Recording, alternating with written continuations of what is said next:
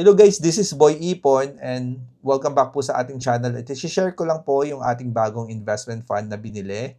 Ito po yung um, mutual funds no, under Investa Funds. So, sa mga gumagamit po ng mga Maya application ni Maya app, makakabili po kayo ng mutual funds under Maya, under po dun sa Investa Funds. So, yan po. No? At sa mga gustong bumili rin po nito at meron kayong GCash account, makakabili din po kayo ng mutual funds under po ng G Funds. So, pero today, I'm just going to share you this platform po, itong Investa Funds na ginagamit po natin ngayon. No?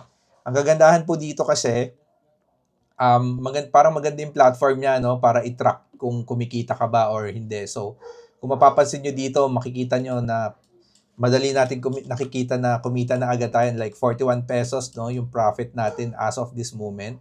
So yung day change natin no, ngayong araw na to kumita siya ng 28.89 pesos yung ating total portfolio.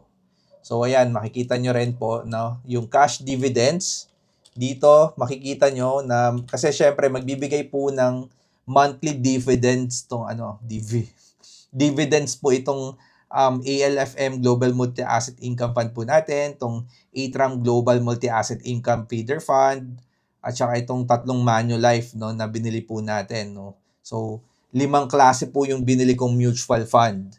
No? Itong ALFM, since si BPI yung may hawak nito, ito po ay UITF. Pero po itong, pag ang humahawak po kasi is ATRAM or Manulife, ang tawag po dyan mutual fund. So ayan, no, itong lahat ng mutual fund po na binili natin, I think except lang si Dragon Growth Equity Feeder Fund, itong apat na to, si ALFM Global Multi-Asset Income Fund, si ATRAM Global Multi-Asset Income Feeder Fund, si Manulife Global Multi-Asset at si Manulife Global REIT Feeder Fund. Itong apat po na to ay magbibigay po sa atin ng monthly dividend. So expect natin yan next year. Next year na kasi December ngayon, December 5. Next year na po, makikita po natin na magbibigay sila ng total cash dito sa under sa total cash dividends. No? So makikita natin yung magiging resulta nitong investment na to. Pero yun nga, today we just want to talk about Investa funds or safe ba dito. No? So far naman, wala naman pong reklamo no, yung mga tao at makikita nyo madali din siyang i-track. Madali siyang i-track kung kumikita ka ba or hindi dito at saka maganda yung kanilang platform, very sleek, no? Very sleek yung platform nila. So, madali lang kung gusto mo mag-cash in, so pag pipindot mo yan, ka-cash in ka. So, available po yung ating lahat, no? Yung mga any banks na merong QRPH, pwede kayo mag-cash in dito, no? Kung whatever amount na gusto nyo. GCash, Maya, Union Bank, BPI, BDO, Metrobank, PesoNet, or pwede rin sa 7-Eleven kung wala kayong mga bangko, no? So, madaling-madali lang talaga mag-cash in dito sa Investa Fund at hindi siya kumbaga madali siyang mag-invest kasi you're just going to buy yung mga pondo, hindi mo kailangan bumili ng stock, no? Hindi mo kailangan mamili ng mga specific stocks like yung mahirap no under the broker kasi kung bibili ka lang ng mutual fund, sila na actually yung mag-handle ng pondo na binibili mo, may nag-handle ng pondo. So kumukuha lang sila ng around 1.5% sa total na kita, no? Na sa taon-taon hihingin ka lang niya ng 1.5% management fee. Pero yun nga, bibili ka lang ng pondo dito at magkakaroon ka na ng income monthly. Pero sa ngayon, syempre hindi natin yan makita.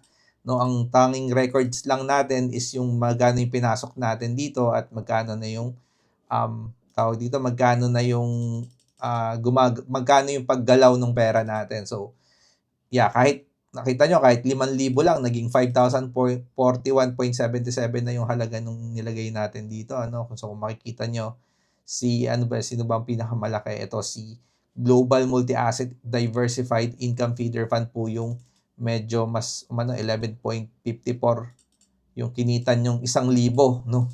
Pero inyo, like, yung pera nyo kumikita, no? Kahit tulog. So, kahit natutulog kayo, pag naglagay kayo dito, kumikita kayo at meron kayong chance magkaroon ng cash dividend every month.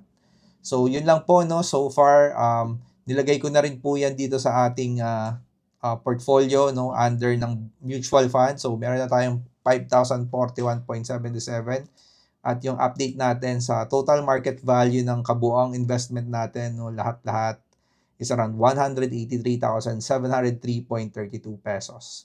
So far we have a gains ng 3,160 sa total cash in natin na 185.43.17, no, across ilang investment vehicle, 1, 2, 3, 4, 5, 6, 7, 8, 9 investment vehicle. So okay lang 'yan, 1.75%, 'di ba? Kumita na tayo.